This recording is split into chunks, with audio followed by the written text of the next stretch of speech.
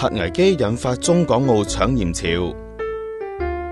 日本福島第一核電廠洩漏輻射危機，有謠言話海水會受輻射影響，將來冇鹽食，引發內地、香港以至澳門都出現搶鹽潮。好似廣東同浙江，超市貨架賣鹽嗰一格空空如也。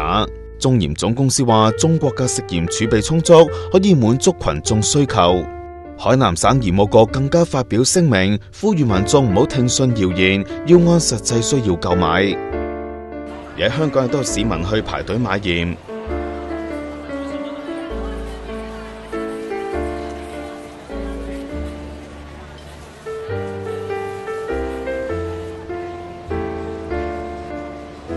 驚有輻射都話啲水流開去啦嘛，咁啊驚有輻射唔敢買啊嘛，而家買咁樣咯。